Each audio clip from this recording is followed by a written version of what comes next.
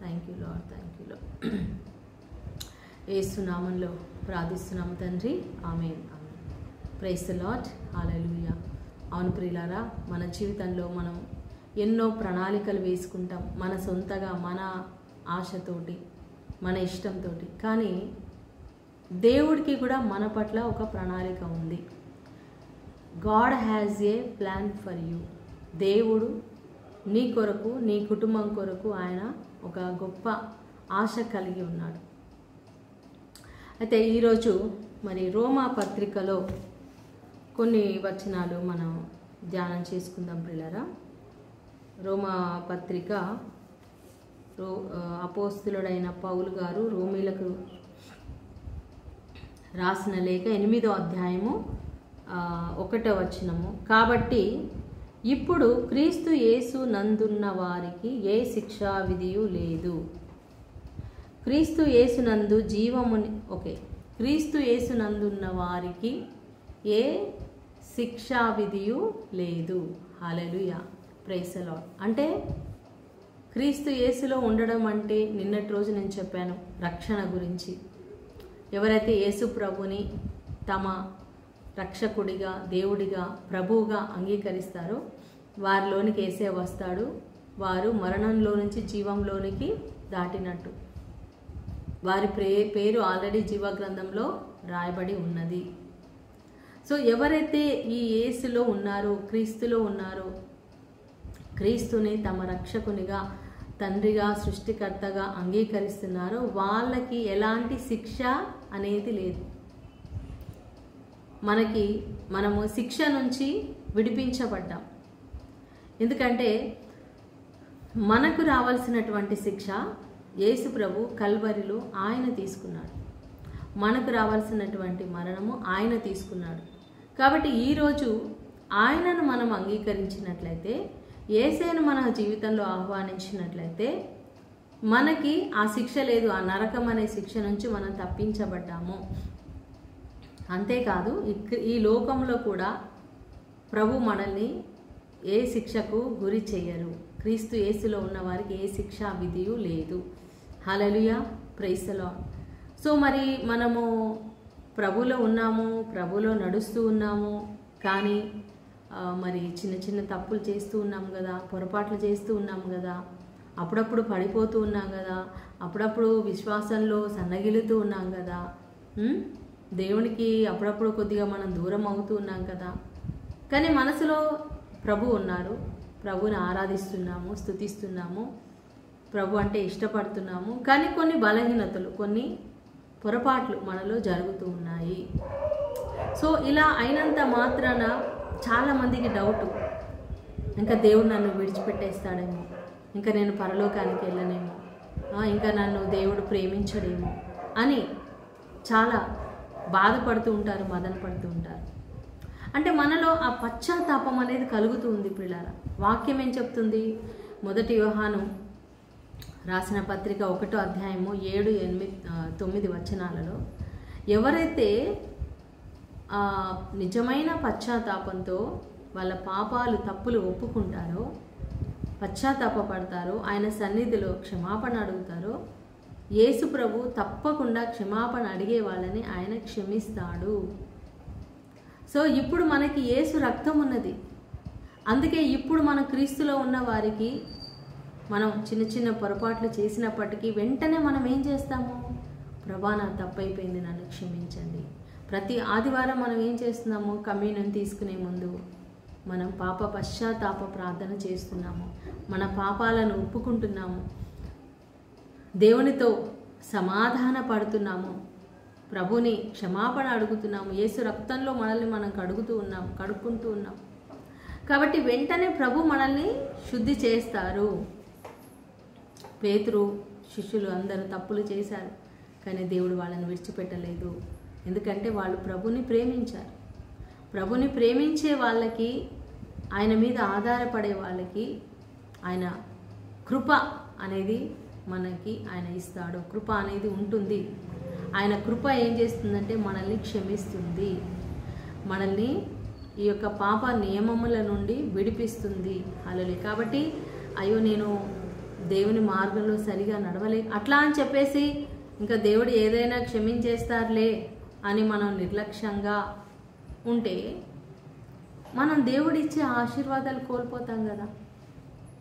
So మన నిర్లక్ష్యం చూపించకూడదు. పొరపాటున జరిగేది వేరు, నిర్లక్ష్యంతో కావాలని దేవుని నుండి దూరం అయిపోయేది వేరు. కుదరక నువ్వు చర్చికి వెళ్ళకపోవడం వేరు, కానీ నిర్లక్ష్యంతో దేవుణ్ణి ప్రేమించకుండా ఏం వెళ్తాంలే, అంత అవసరం లేదు, దేవుడి దగ్గరకు వెళ్ళాల్సిన చర్చికే వెళ్ళాలా, ఇంట్లో ప్రార్థన చేసుకుంటే సరిపోదా, అలాంటి ఒక నిర్లక్ష్య భావం ఉంటే అది దేవుడు సహించాడు. దేవుడికి కోపం వస్తుంది, ఆయనకి సంతోషం కలుగుతుంది, కోపం వస్తుంది, అన్ని లక్షణాలు ఉన్నాయి ప్రభుకి. ఆయన మనకి స్పందిస్తాడు. ప్రార్థన మనం సమయం ఉన్నప్పుడు ప్రార్థన చేయడం నేర్చుకోవాలి, వాక్యం చదవాలి, దేవుని ఆజ్ఞలు పాటించడానికి మనం ప్రయత్నించాలి. ఒకవేళ బై మిస్టేక్ మనం కొన్నిసార్లు పడిపోవచ్చు, బలహీనతలో పడిపోవచ్చు. రియల్గా పశ్చాత్తాపంతో మనం దేవుని అడిగితే దేవుడు క్షమిస్తారు. కానీ అదే మనం వాంటెడ్లీ చేయకూడదు, మళ్ళీ మళ్ళీ సరి చేసుకోవాలి. ఎప్పటికప్పుడు మనం నేర్చుకోవాలి. పడిపోతున్న ప్రతిసారి మనము పాఠాలు నేర్చుకోవాలి, ఇంకా స్ట్రాంగ్ అవ్వాలి, బలపడాలి, దేవుళ్ళు బలపడాలి. ఇప్పుడు ఒకసారి ఎగ్జామ్ రాసాము, ఫెయిల్ అయ్యాము, నెక్స్ట్ టైం ఏం చేస్తాం, ఇంకా బాగా చదువుతాం, కొంచెం పర్లేదు మార్కులు బాగా వచ్చాయి, ఇంకా బాగా నెక్స్ట్ టైం ఇంకా బాగా ట్రై చేస్తాం. సో ఎలా మనల్ని మనం ఇంప్రూవ్ చేసుకుంటా ఉంటే అలాగే మనం మంచి మార్కులు తెచ్చుకుంటాం. అలాగే మనం ప్రభువులో కూడా ఏదో పాస్ అయ్యామంటే పాస్ అయ్యాం కాదు, ఏదో పరలోకానికి వెళ్ళామంటే వెళ్ళాం కాదు. క్రీస్తులో ఉన్న వాళ్ళందరూ పరలోకానికి వెళ్తారు ఖచ్చితంగా. యేసయ్యను నమ్మిన ప్రతి ఒక్కరూ పరలోకానికి వెళ్తారు, ఇది మాత్రం సత్యం. ప్రభు నామంలో ప్రార్థించే ప్రతి ఒక్కరూ పరలోకానికి వెళ్తారు. అయితే అక్కడికి వెళ్ళిన తర్వాత అందరూ ఒకే మహిమలో ఉండరు. ప్రభు కోసం ఎంతో త్యాగం చేసి కష్టపడి దేవుని కోసం ఈ లోకాన్ని వదిలేసిన వాళ్ళు, వాళ్ళ శరీరాన్ని, వాళ్ళ సమయాన్ని, వాళ్ళ జీవితాన్ని ప్రభు కోసం వెచ్చించిన వారు, మరి ఆయన సేవ చేసిన వారు, ఆయన కొరకు జీవించిన వారు, ఆయన్ని ఎక్కువగా ప్రేమించిన వారు, యేసయ్య కోసం కష్టాలు, శ్రమలు, బాధలు, నిందలు, అవమానాలు పడిన వాళ్ళు, వాళ్ళకి ఎక్కువ బహుమానం ఉంటుంది. క్లాస్లో కష్టపడి చదివి ఫస్ట్ ర్యాంక్ వచ్చిన వాడికి మరి ఏదో అల్లరి చిల్లరగా తిరుగుతూ సమయాన్ని వృధా చేస్తూ ఏదో పాస్ మార్కులతో పాస్ అయిన వాడికి సేమ్ బహుమానం ఇస్తారండి? లేదు కదా. ప్రమోట్ చేస్తారు కానీ ఒకే బహుమానం ఉండదు. క్లాస్ ఫస్ట్ వచ్చిన వాళ్ళకి, సెకండ్, థర్డ్, ఫోర్త్ వచ్చిన వాళ్ళకి మంచి గిఫ్ట్లు ఇస్తారు, వాళ్ళని సన్మానిస్తారు. అదే జస్ట్ పాస్ అయిన వాళ్ళకి ఏముండదు. అలాగా మనం పరలోకానికి వెళ్ళినప్పుడు మన సంతోషంగా ప్రభు సన్నిధిలో, ప్రభు ఇదిగో నేను నీ కోసం ఈ భూమి మీద ఇలా చేశాను. మనం ఈ లోకంలో అన్నీ మనం ఎంజాయ్ చేసేసి దేవుడి కోసం ఏమీ చేయకుండా కేవలం రక్షణ మాత్రం పొందుకొని వెళ్ళిపోతే అక్కడికి వెళ్ళిన తర్వాత మనం చాలా పశ్చాత్తాపడతాం, బాధపడతామంట, అయ్యో నేను ప్రభు కోసం ఏం చేయలేదే. అందుకే ప్రియులారా, ఈ లోకంలో ఉన్నప్పుడు మనల్ని మనం దేవునికి సమర్పించుకోవాలి. అఫ్కోర్స్ మన క్రీస్తులో ఉన్న వారికి ఏ శిక్ష లేదు. దేవుడు మనల్ని శిక్షించేవాడు కాదు, ప్రేమించేవాడు. కానీ మరి ఆ ప్రభు కొరకు మనం కూడా ఏం చేస్తున్నాము అనేది ప్రశ్నించుకోవాలి. ఓకే, అయితే ప్రభు మనకి సహాయం చేస్తారంట. చూడండి 8వ అధ్యాయము 26వ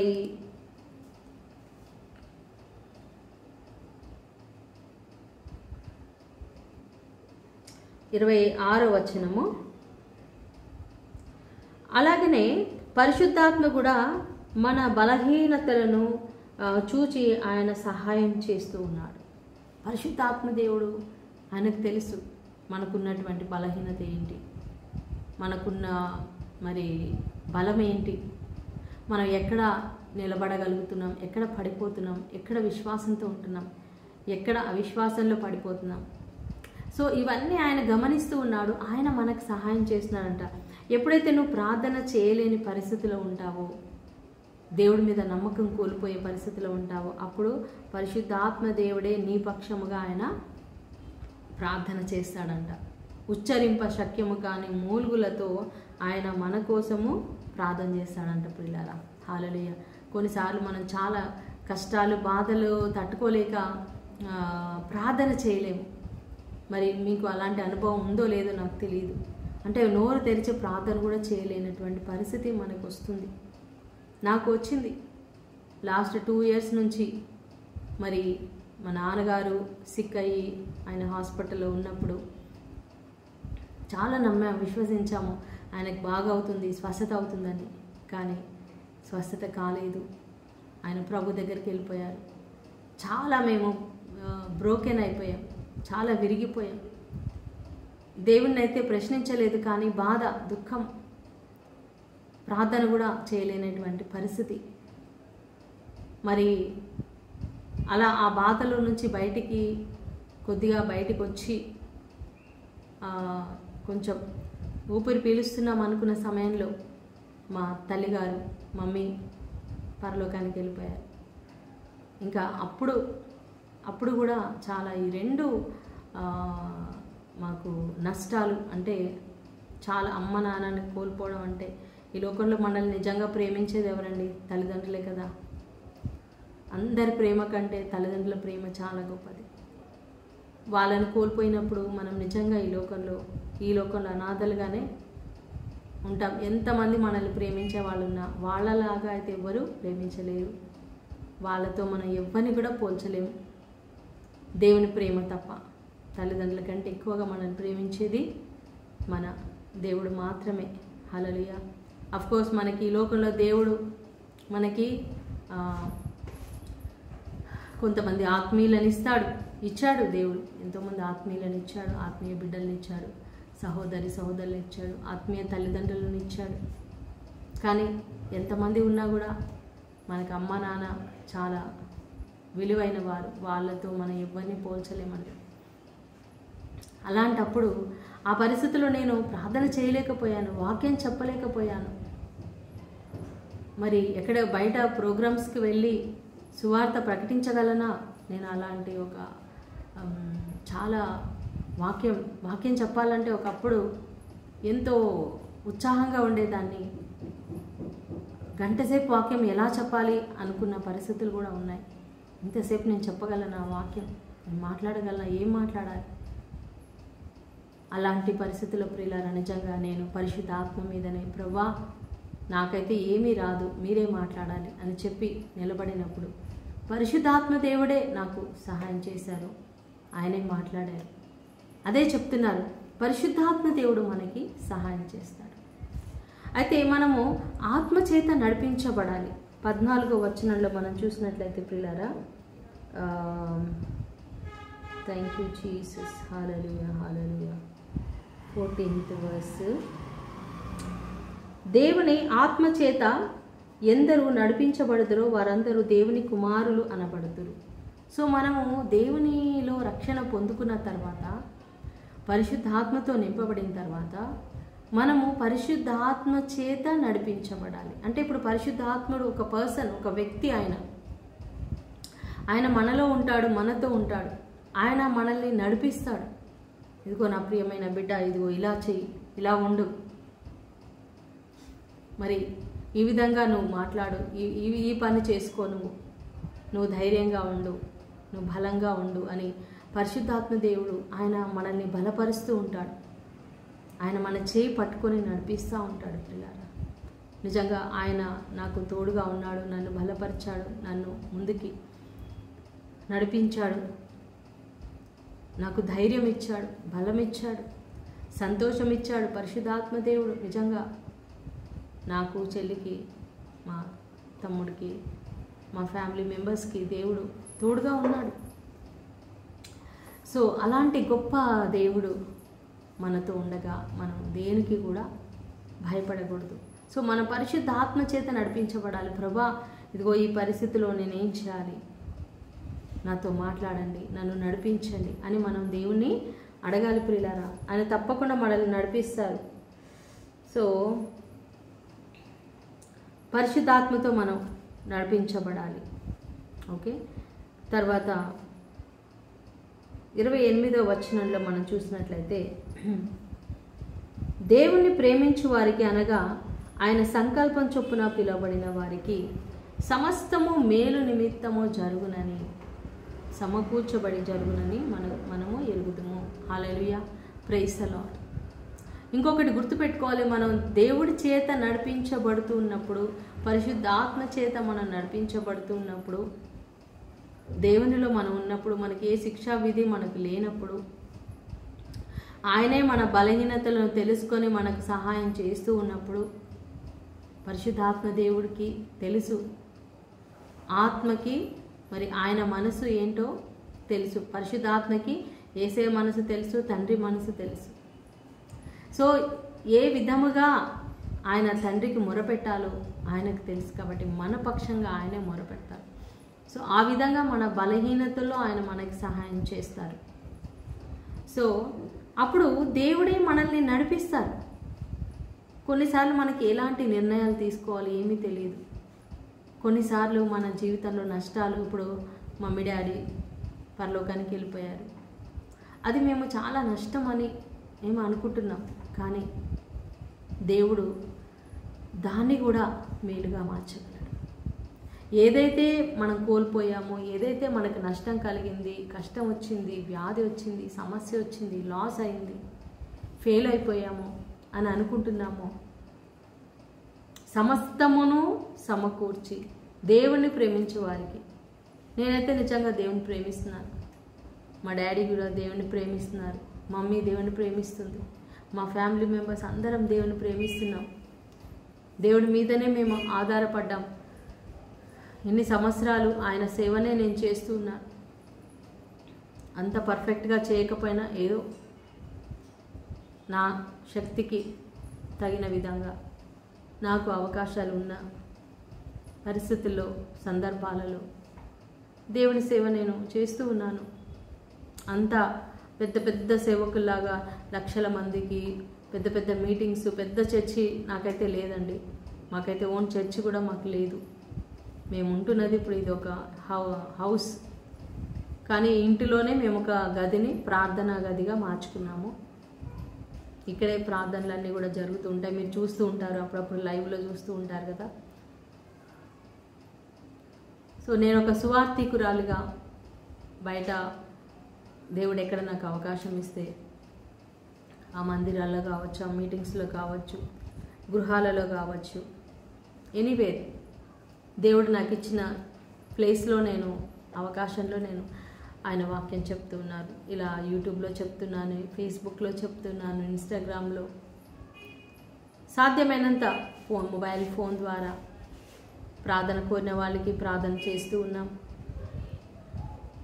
సో నేను అంత పెద్ద గొప్ప సేవకురాలని నేనేం చెప్పుకోవట్లేదు, నేను అలా భావించట్లేదు. దేవుడు నాకు ఇచ్చిన అవకాశాన్ని నేను సద్వినియోగం చేసుకున్నాను. కొన్నిసార్లు సద్వినియోగం చేసుకోకపోయి కూడా ఉండొచ్చు. దాని గురించి నేను దేవుని క్షమాపణ అడుగుతున్నాను. ఎందుకంటే మనం మానవులం కదా. నేనేమి పర్ఫెక్ట్గా దేవుడి చిత్తం అంతా నేను పర్ఫెక్ట్గా చేశాను అని అయితే నేను చెప్పలేను. కొంతమంది చెప్తూ ఉంటారు, ఓకే వాళ్ళు చేసి ఉండొచ్చు, బట్ నేనైతే వీక్, ఐఎమ్ వీక్. నేను ఫ్రాంక్గా నేను ఒప్పుకుంటున్నాను, నేనైతే స్ట్రాంగ్ కాదు. చాలాసార్లు నేను విశ్వాసంలో నేను కూడా వెనకంజ వేశాను. కానీ దేవుని ప్రేమించడం మాత్రం వదిలిపెట్టలేదండి. దేవుడి మీద విశ్వాసం మాత్రం కోల్పోలేదు. అది దేవుడే ఇచ్చినటువంటి విశ్వాసం. ఎందుకంటే ఆయనే జీవం, ఆయన లేకపోతే నేను లేను. యేసు ప్రభు లేని జీవితాన్ని నేను అసలు ఊహించుకోలేను. ఎందుకంటే ఆయనలోనే కనెక్ట్ అయి ఉన్నాను. ఆయనలో నుంచే నేను ఊపిరి పీల్చుకుంటూ ఉన్నాను. ఆయన నాలో ఉన్నారు, నీలో ఉన్నారు. కాబట్టి మనం ఇంకా గాలి పీలుస్తున్నాం, బ్రతుకుతూ ఉన్నాం. ఆయన ఎంతవరకు ఈ లోకంలో మనకి బ్రతికిస్తారో అంతవరకు మనం బ్రతుకుతాం. అదే అనుకుంటున్నాను నేను. మమ్మీ డాడీకి దేవుడు అంతవరకు ఆయుష్ని ఇచ్చారు, అంతే, ఆయన బిడ్డలు కదా, ఆయన బిడ్డలు వాళ్ళు, ఆయన తీసుకున్నారు.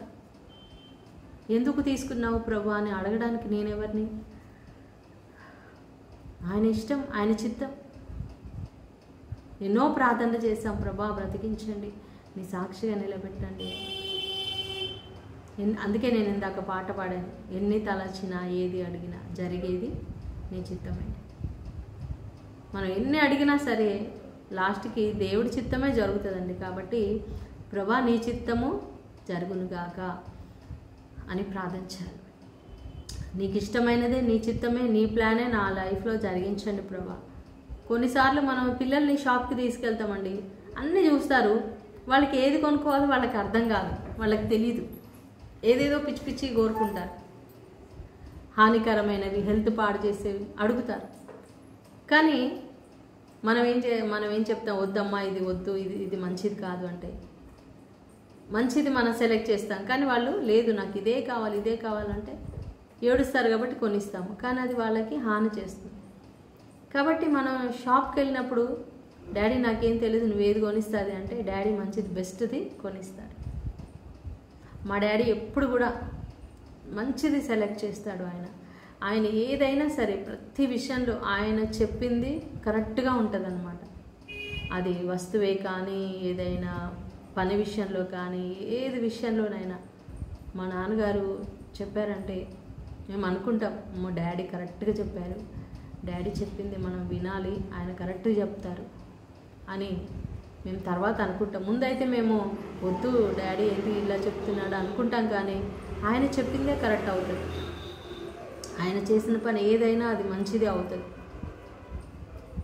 సో అలాగా పరలోక తండ్రి, మన పరలోక తండ్రి ఆయన కూడా ఏది చేసినా మనకు మంచిదే చేస్తాడు, సమస్తం మేలుగా మార్చగలడు. అది మనం నమ్మాలి. Are you loving God? నువ్వు దేవుణ్ణి ప్రేమిస్తున్నావా? దేవుణ్ణి మీద ఆధారపడుతున్నావా? దేవుణ్ణి నమ్ముతున్నావా? అయితే ధైర్యంగా ఉండు, నిబ్బరంగా ఉండు. నీ దేవుడు నీ జీవితంలో ఏది కూడా నీకు హాని జరగనివ్వడు. మనం అనుకుంటున్నటువంటిది హాని జరిగింది, నష్టం జరిగింది, కష్టం వచ్చింది అనుకుంటున్నది, అందులో నుంచి దేవుడు గొప్ప మేలును ఆయన ఇవ్వగలడు, గొప్ప ఆశీర్వాదాన్ని ఇవ్వగలడు. హల్లెలూయా, ప్రైజ్ ది లార్డ్. దేవుణ్ణి ప్రేమించు వారికి ఆయన సంకల్పం చొప్పున మనం పిలువబడ్డాం. దేవుడి యొక్క సంకల్పం. మనము ఈరోజు ఇలా ప్రభువులో ఉన్నామంటే అది దేవుడు మనల్ని సంకల్పించాడు. ఆయన మనల్ని కోరుకున్నాడు, మనల్ని పిలిచాడు, మనల్ని సృష్టించాడు. సంకల్పం చొప్పున పిలువబడిన వారు వీఆర్ కాల్డ్ పీపుల్. మనం chosen generation, chosen people we are. మనము ఎన్నుకొనబడిన వాళ్ళం, పిలువబడిన వాళ్ళం. సో వారికంట పిలువబడిన వారికి సమస్తమును, అన్నీ, నీ జీవితంలో వ్యాధి, అప్పులు, అవమానాలు, బాధలు, నీ భర్త వెళ్ళిపోవడం లేదా భార్య వెళ్ళిపోవడం, నీ తల్లిదండ్రులు చనిపోవడం లేదా నీ భర్త చనిపోవడం, భార్య చనిపోవడం. ఒక దైవజనుడు చెప్పాడు, చిన్నప్పుడే ఆయన తల్లి చనిపోయిందంట. ఆయనకి 12 సంవత్సరాలు ఉన్నప్పుడు తల్లి చనిపోయింది. ఎంతో ప్రేమించే తల్లి. ఆ తల్లి ద్వారానే ఆయన రక్షణ పొందుకున్నాడు. ఆ తల్లి ఆయనకి దేవునిలోకి నడిపించింది. ఆ అబ్బాయి పరిశుద్ధాత్మతో నింపబడ్డాడు. 10 years అప్పుడే పరిశుద్ధాత్మతో ఆయన నింపబడ్డాడంట. కానీ ఆ తల్లికి క్యాన్సర్, ఫస్ట్ చిన్నప్పుడు క్యాన్సర్ వచ్చిందంట. అయితే ప్రభా నేను చచ్చిపోతే మరి నా పిల్లలు అనాథలు అయిపోతారు, నా పిల్లలు ఇంకా చిన్నవాళ్ళు, కాబట్టి నన్ను బ్రతికించు అని అడిగితే దేవుడు ఆమెకి ఆయుష్ పెంచాడంట. సరే నేను ఆయుష్ ఇస్తున్నాను నీకు. ఆ తర్వాత బాబు పుట్టాడు. ఆమెకి 5 అమ్మాయిల తర్వాత అబ్బాయి పుట్టాడు. ఆ అబ్బాయిని ఎంతో ప్రార్థనలో పెంచింది ఆ తల్లి. చిన్నప్పటి నుంచి ఆయన ప్రభువుని తెలుసుకోవడం, ఆయన ప్రభుని రక్షకుడిగా అంగీకరించడం, పరిశుద్ధాత్మతో నింపబడడం, ఇవన్నీ జరిగిన తర్వాత ప్రభు చెప్పారంటే ఇంకా నీ టైం అయిపోయింది, నువ్వు వచ్చేసేయాలి. మరి ఆ తల్లి మళ్ళీ ఆమె ఏడవలేదు, ప్రభా నీ చిత్తం అన్నదంట. చూడండి, అంత చిన్న బాబును వదిలిపెట్టి మరి వెళ్ళిపోవడం, దేవుడి దగ్గరికి వెళ్ళిపోవడం, అది దేవుడి చిత్తమా అని మనకు అనిపిస్తుంది. దేవుడు ఎందుకు అలా చేశాడు? ఆ బాబుకి మరి ఆ తల్లి ప్రేమ అవసరం కదా, తల్లి చూసుకోవాలి కదా. ఆమె చనిపోయిన 1 ఇయర్కి 1 ఇయర్కో మరి 2 ఇయర్స్కో తెలీదు, వాళ్ళ నాన్నగారు కూడా పరలోకానికి వెళ్ళిపోయారు. అంటే చిన్న వయసులోనే ఆ అబ్బాయి తల్లిదండ్రులను కోల్పోయాడు. కాబట్టి ఆయన అలా కోల్పోవడం వలన ఆయన అక్క వాళ్ళ దగ్గర పెరిగాడు. ఆ అక్క వాళ్ళు ఎక్కడ ఉన్నారు? హైదరాబాద్లో ఉన్నారు. ఆయన హైదరాబాద్కి రావడం, లేకపోతే ఆయన అక్కడే వరంగల్లో ఉండేవాడు. కానీ మమ్మీ డాడీ చనిపోవడం ద్వారా ఆయన హైదరాబాద్కి వచ్చి అక్క వాళ్ళ ఇంట్లో పెరిగి ఇక్కడ చదువుకొని ఇక్కడ హైదరాబాద్లో మంచి జాబ్ తెచ్చుకొని తర్వాత సేవకునిగా తయారై దేవుని సేవ పిలుపును అందుకొని ఆయన ఒక గొప్ప సువార్త బోధకుడిగా ఈరోజు మారారు. ఆయన ఎన్నోసార్లు, కొన్ని వేల సార్లు వాళ్ళ తల్లిదండ్రుల గురించి ఆయన చెప్పాడు. చిన్నప్పుడు ఎప్పుడో ఆయనకున్న ఆ తల్లితో ఉండే ఆ అనుభవం ఈరోజు కూడా ఆయన మర్చిపోలేదు. అయితే ఆయన చెప్పారు, ఎందుకో నా చిన్నప్పుడే నా తల్లిదండ్రులను దేవుడు తీసుకున్నాడు, ఇంత గొప్ప సేవకుడు, మరి ఆయన జీవితంలో ఎందుకు అమ్మ నాన్న లేరు? దేవుడే తల్లిదండ్రులని తీసుకొని, అది ఆయన ప్రణాళిక. ఆ బాబుని దేవుడు ఫ్యూచర్లో మానసికంగా ఆయన ఏ ప్రాంతంలో ఏ వాతావరణంలో పెరగాలో కూడా దేవుడు నిర్ణయం చేసి హైదరాబాద్లో ఆయన పెరిగేటట్టుగా దేవుడు చేశాడు. హల్లెలూయా, ప్రైజ్ ది లార్డ్. చూసారండి, మనం అనుకుంటాము, ఎందుకంటే మనకు తెలిసింది చాలా తక్కువ, మనకు తెలియాల్సింది చాలా ఎక్కువ. దేవుడికి సమస్తం తెలుసు. మన జీవితంలో మనం ఒకటి కోల్పోయామంటే కూడా దాని వెనకాల ఎంతో దేవుని యొక్క ప్రణాళిక ఉంటుంది. కాబట్టి ఈరోజు నువ్వు దేని గురించి బాధపడద్దు. అయ్యో ఇది పోయింది, ఇది జరిగింది, ఇలా ఎందుకైంది, ఇలా ఎందుకు, నా పిల్లలు ఎందుకు ఇలా ఉన్నారు, నా భార్య ఎందుకు ఇలా ఉంది, నాకు ఇలాంటి భర్త ఎందుకు, ఇలాంటి భార్య ఎందుకు. డోంట్ వరీ, దేవుడు నీ జీవితంలో ఆయన కార్యం చేస్తున్నాడు. నువ్వు ఆయన ప్రేమిస్తున్నావు కాబట్టి ఆయన నీకు అన్నిటినీ మేలుగా మారుస్తాడు. నీ జీవితంలో ఏది జరిగినా ఆయన పర్మిషన్ లేకుండా జరగదు. అదైతే నేను గట్టిగా నమ్ముతానండి. దేవుడు పర్మిషన్ లేకుండా జరగదు. మన జీవితంలో ఏదైనా జరుగుతుంది అంటే మనకి నష్టం కలిగించేది, కష్టం కలిగించేది ఆయన చూస్తూ ఊరుకుంటాడండి. మీరు చూస్తూ ఊరుకుంటారా? మీ పిల్లలు ఉన్నారు, వాడిని కుట్టడానికి ఏదో తేలు వస్తుంది, లేదా ఏదో పాము వస్తుంది, ఏదో జెర్రీ వస్తుంది, లేదా ఏదో మంట ఉంది, అక్కడ మంట ఏదన్నా మీద పడుతుంది, మీరు చూస్తూ ఊరుకుంటారండి? వెంటనే ఆ బాబుని కాపాడరా? మరి ఈ లోకంలో ఉన్న తల్లిగా తండ్రిగా మీకే మీ బిడ్డ మీద అంత ప్రేమ, అంత శ్రద్ధ ఉంటే పరలోక తండ్రి ఆయన పై నుంచి మనల్ని చూస్తూ ఉన్నాడు, మన జీవితం లోపలికి చూస్తున్నాడు. ఎప్పుడు ఎక్కడ ఏమవుతుందో తెలుసు. మనం ఒకవేళ రాంగ్ రూట్లో వెళ్ళినా కూడా ఆయన వెళ్ళని వాడు తీసుకొచ్చేస్తాడు, మనల్ని కాపాడుతాడు. ఏదైనా నష్టం కలిగించేది అవుతూ ఉంటే ఆయన ఆపేస్తాడు, ఏదో విధంగా చేసి ఆపేస్తాడు. కాబట్టి నా లైఫ్ నా చేతిలో లేదు, నా దేవుడి చేతిలో ఉంది, ఆయన నడిపిస్తున్నాడు, నా చుట్టూ ఉన్నాయి కూడా ఆయనే నడిపిస్తున్నాడు అని మనం నమ్మితే, దేవుని ప్రేమిస్తే ప్రియులారా, నీ జీవితంలో ఏది జరిగినా, ఏదైనా, అది కష్టమైనా నష్టమైనా, అది ఆయన అనుమతించాడు అంటే దాని ద్వారా దేవుడు ఏదో మన జీవితంలో మేలు చేయబోతున్నాడు. అది మనకి ఇప్పుడు అర్థం కాదు, కొన్ని రోజులు సంవత్సరాల తర్వాత మనకి అర్థమవుతుంది. హల్లెలూయా. నేను 2014లో నేను ఒక మిషన్లో, ఒక సంస్థలో నేను సేవ చేస్తూ ఉండేదాన్ని. ఒక 10-15 ఇయర్స్ ఆ సంస్థలో సేవ చేశాను. చాలామందికి తెలుసు, డివైన్ వర్డ్ సెంటర్ ముత్తంగి నుంచి మొయినాబాద్ క్రిస్రాజ్ ఫాదర్తో ఒక 5 ఇయర్స్ అక్కడ ఉన్నాను. ఆ తర్వాత కొన్ని కారణాలు, కొన్ని పరిస్థితులు వచ్చాయి. నేను బయటికి వచ్చేయాలనే ఆలోచన నాకు వచ్చింది. ప్రార్థన చేశాను, ప్రభా ఏంటి నీ చిత్తమేనా? ఫాస్టింగ్ ప్రేయర్ చేసిన తర్వాత దేవుడు నువ్వు వెళ్ళు, నీ ఇంటికి వెళ్ళు అని ప్రభు నాతో క్లియర్గా మాట్లాడారు. అలాంటి పరిస్థితులు వచ్చాయి కాబట్టే నేను బయటికి వచ్చాను, లేకపోతే నేను బయటకు వచ్చేదాన్ని కాదు ఎట్టి పరిస్థితుల్లో కూడా. కానీ అలా దేవుడు నన్ను బయటికి తీసుకొచ్చారు. బయటికి వచ్చిన తర్వాత కూడా మరి దేవుడు మళ్ళీ ముత్తంగిలో నాకు మళ్ళీ అక్కడ సేవ చేయాలనే ఆశ ఉండేది. అక్కడ ఫాదర్ బెన్నీ, ఫాదర్ రవి గారితో కలిసి మళ్ళీ 4 years 2018-19 వరకు నేను మళ్ళీ అక్కడ ఇంటి నుంచి అంటే మమ్మీ డాడీతో ఉంటూ, చెల్లి తమ్ముళ్ళతో ఉంటూ ఇక్కడ బయట ముత్తంగికి వెళ్ళడం, ఇంకా బయట మినిస్ట్రీకి వెళ్ళడం, విలేజెస్ కానీ అలాగా ఈ 5 years కూడా దేవుడు ఎంతో అద్భుతంగా మినిస్ట్రీలో వాడుకున్నాడు. అయితే నేను చాలాసార్లు బాధపడేదాన్ని, నేను అక్కడి నుంచి వచ్చేసాను కదా, ఇది దేవుడి చిత్తమేనా, నేను అనవసరంగా వచ్చేసానా అని కూడా నేను అనుకున్నాను. కానీ ప్రియులారా, నేను 2014లో బయటకు వచ్చాను ఇంటికి. అప్పటి నుంచి మరి నేను మమ్మీ డాడీతో ఉంటున్నాను, అమ్మ నాన్నని చూసుకుంటూ, ఇంటిని చూసుకుంటూ.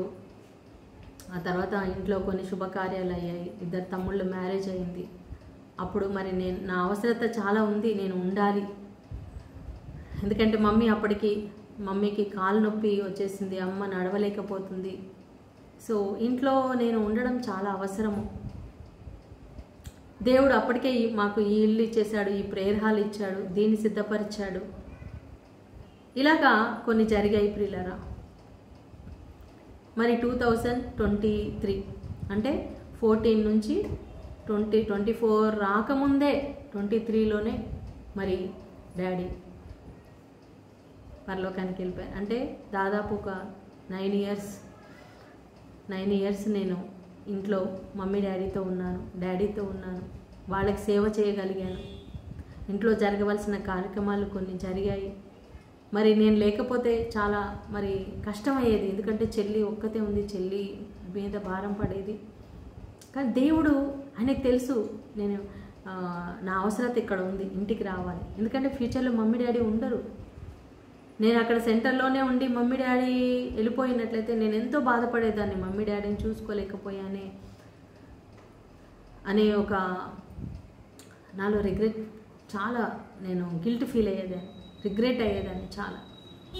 కానీ ఈరోజు నేను అంత బాగా అమ్మ నాన్నని అంత బాగా నేను చూసుకోలేకపోవచ్చు, కానీ సాధ్యమైనంత నేను కొంచెం చూసుకోగలిగాను.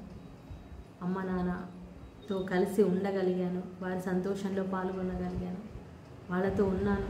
అది నాకు ఒక గొప్ప, నేను అనుకున్నాను దేవుడికి తెలుసు ఫ్యూచర్లో ఏం జరగబోతుంది, అందుకే ఆయన నన్ను తీసుకొచ్చారు. ఈరోజు నేను నిజంగా ఒక 10 years తర్వాత నాకు తెలిసింది, దేవుడు మన జీవితంలో ఏది అడిగినా, ఇక నేను మొయినాబాద్ నుంచి బయటికి వచ్చే పరిస్థితులు అట్లా రావడం కూడా దేవుడే అనుమతించాడు. ఎందుకంటే అలా రాకపోతే నేను బయటకు వచ్చేదాన్ని కాదు. సో మన జీవితంలో ఏం జరిగినా ప్రియులారా, అది దాని వెనకాల కొన్ని సంవత్సరాల తర్వాత మనం రియలైజ్ అవుతాం ఎందుకు ఇలా జరిగింది అని. సో అలాంటి పరిస్థితులు ఒకవేళ నీ జీవితంలో కూడా ఉండొచ్చు. ఇప్పుడు నీకు అర్థం కాదేమో, కానీ ఏ పరిస్థితి అయినా దేవా నీకు స్తోత్రం అని చెప్పడం నేర్చుకోండి. సో ఈరోజు నేను నిజంగా నాకంటూ ఏమీ ఆశలు నేను పెట్టుకోలేదు, మొత్తం నేను దేవుడి చేతికి అప్పగించాను. ఆయన సేవ చేయాలి ఒకటే, ఆ సేవ కూడా ఆయన పరిచర్య, ఆయన ఎంతవరకు సేవ చేయించుకుంటే అంతవరకు చేస్తాను. ఎక్కడికి తీసుకెళ్తే అక్కడికి వెళ్తాను, ఎవరికి సువార్త చెప్పమంటే చెప్తాను. ఒకవేళ ఏమీ ఆయన వాడుకోలేదంటే సైలెంట్గా ఉంటాను, ఇంట్లో ప్రార్థన చేస్తాను, లైవ్ ఇస్తాను. లైవ్ అయితే ఇవ్వడానికి మనకి మంచి అవకాశం ఉంది కదా. నేను దేని గురించి టెన్షన్ పడట్లేదు, ఏదైనా ప్రభు ఆయన చిత్తం. ఒకప్పుడు నేను చాలా భారం ఉండేది, చాలా పరిగెత్తాలి, వెళ్ళాలి, అక్కడికి వెళ్ళాలి, ఇక్కడికి వెళ్ళాలి. ఇంకా దేవుని సేవలో ఒక్కరోజు కూడా ఖాళీగా ఉండడం నాకు ఇష్టం ఉండేది కాదు. ఇప్పుడు మరి నేను ఆయన సేవ చేయాలని ఆశపడుతూ ఉన్నాను. బట్ దానికంటే కూడా ఆయన చిత్తంలో నేను ఉండాలి, ఆయనతో ఉండాలి, యేసయ్యతో ఉండాలి. ఆయన ఇష్టం, ప్రభా నీ ఇష్టం. నువ్వు నన్ను వాడుకోవాలనుకుంటే వాడుకుంటావు, వాడుకోలేదనుకుంటే ఆయన అవకాశం ఇవ్వలేదనుకుంటాను, సంతోషిస్తాను, దాంట్లో కూడా సంతోషిస్తాను. Any situation I rejoice in God, I rejoice in Jesus. మనం ఏదో వెళ్ళిపోయి పరిగెత్తిపోయి నేను ఏదో దేవుడి కోసం చేశాను, వెళ్ళాను, సువార్త ప్రకటించాను, బిజీగా తిరుగుతూ మన కోసం మన దేవుడికి టైం ఇవ్వకుండా, మన కోసం మనం ఉండకుండా, మనకంటూ ఒక సమయం లేకుండా మనం ఒక గర్వంతో నేను ఇంత చేశాను అంత చేశాను అనే ఫీలింగ్ లేకుండా ఆయన చిత్తములో ఉండడం మనం నేర్చుకోవాలి. అదే నేను నేర్చుకున్నాను పిల్లరా. అలాంటి ఒక ఆలోచన దేవుడు నాకు ఈ రోజుల్లో కలిగిస్తున్నారు. కాబట్టి నేను దేనికి కూడా టెన్షన్ పడట్లేదు. ఆయన ఇచ్చినంత కాలం, ఆయన ఉంచినంత కాలం ఈ భూమి మీద ఉండాలి. కానీ ప్రార్థన చేస్తున్న ప్రపంచం కోసం, నశించిపోయే ఆత్మల కోసం, సేవకుల కోసం, ముఖ్యంగా దైవజనుల కోసం నేను ప్రార్థన చేస్తాను. ఎందుకంటే ప్రపంచంలో ఎక్కడెక్కడ వాళ్ళు సేవ చేస్తున్నారో వాళ్ళ ద్వారా ఆత్మరక్షణ జరగాలి. ఎందుకంటే ఇది ఒక్కరు చేసే పని కాదండి. ఏదో సౌజన్య సిస్టర్ ఒక్కతే చేసేస్తే అయిపోదు. ఒక్క సేవకుడు సరిపోరు, ఒక్క ఫాదర్ సరిపోరు, ఒక సిస్టర్ సరిపోరు, ఒక బ్రదర్ సరిపోరు. వేలాది మంది, లక్షలాది మంది సేవకులు కావాలి.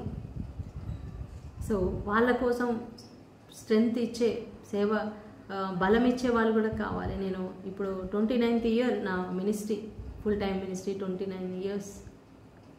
సో ఇన్ని ఇయర్స్ నేను ఎన్నో వందలు వేల కిలోమీటర్లు ప్రయాణం చేసి ఎన్నో వందల మందికి, వేల మందికి సువార్త అందించాను. దేవుడు ఇప్పటి వరకు అలా నడిపించారు. మరి ఇప్పుడు ఇక ముందు ఆయన ఎలా నడిపిస్తారు? ఆయన చిత్తం. నేను అనేక మందిని నాలాగా ప్రీచర్స్ని తయారు చేయాలనే ఒక ఆలోచనతో ఉన్నాను. తయారవుతూ ఉన్నారు. ఇంకా కనీసం కొంతమందినైనా తయారు చేయాలి అనేది ఒక ఆలోచన ఉంది. దేవుడు ఆ పనిలో వాడుకోవాలని మీ అందరూ కూడా ప్రార్థన చేయండి. Thank you. దేవుడు ఈ వాక్యం దీవించును గాక. ప్రార్థన చేసుకుందాం. స్తోత్రం నాయన, పరిశుద్ధుడా. అవును తండ్రి, నిన్ను ప్రేమించే వారికి సమస్తము సమకూర్చి మేలుగా మారుస్తానంటున్నావు నాయన. ప్రభా, ఈరోజు ఈ వాక్యం విన్న ప్రతి బిడ్డ జీవితంలో అన్నిటినీ మేలుగా మార్చమని, నిన్ను ప్రేమించే హృదయాన్ని ప్రతి ఒక్కరికి దయచేయమని యేసు పరిశుద్ధ నామంలో ప్రార్థించి వేడుకుంటున్నాం తండ్రి. Amen, amen, amen. Praise the lord. ఈ యొక్క వీడియోని లైక్ చేయండి, షేర్ చేయండి. Thank you. Good night. God bless you.